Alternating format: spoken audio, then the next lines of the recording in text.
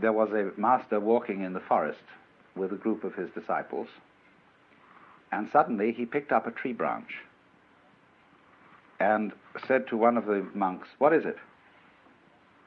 And the monk hesitated, didn't answer immediately, so the teacher hit him with it. So he turned to another monk and said, "What is it?" And the monk said, "Give it to me so that I can see." And the master tossed him the branch. He caught it and he hit the master with it. And so the master said, "Well, you got out of that dilemma."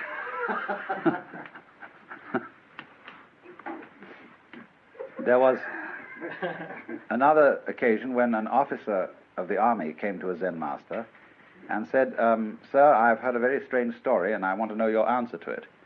Once upon a time there was a man who kept a goose in a bottle, and it grew so large that he couldn't get it out. Now, he didn't want to break the bottle and he didn't want to hurt the goose, so how does he get it out?"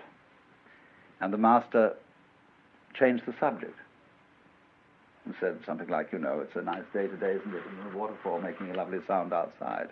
And so they went on in pleasant conversation. And then the officer got up to leave, and as he walked away to the door, the master said, "Oh, officer!" And he turned around and said, "Yes?" And the master said, "There, it's out." Another time, there was a famous master called Suibi, and he was asked, "What is the secret teaching of Buddhism?" And he was asked this in the lecture hall, where other monks were studying. And he said, "Wait till there's no one around and I'll tell you." So later in the day, the monk accosted him and said, "There's nobody around now. What is the secret teaching of Buddhism?" So he went into the garden with this monk, and he pointed at the bamboos. And the monk said, "I don't understand." He said, "What a tall one that is, what a short one that is." And this awakened the monk. Then there was another monk whose name was Gute. And whenever people came to ask him question about Buddhism, he'd hold up a finger. That was the only answer he'd give.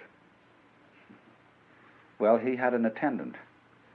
And one day, somebody came to the temple to inquire about the teaching being given there, and the master was apparently out, and his attendant was there.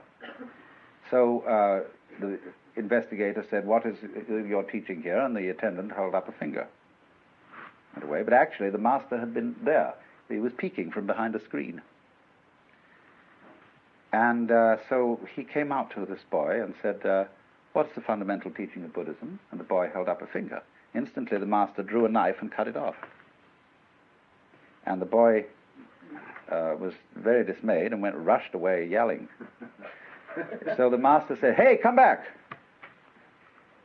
As he came back, he said, "What's the fundamental principle of Buddhism?" And he went to hold up the finger, and it wasn't there. And he was enlightened.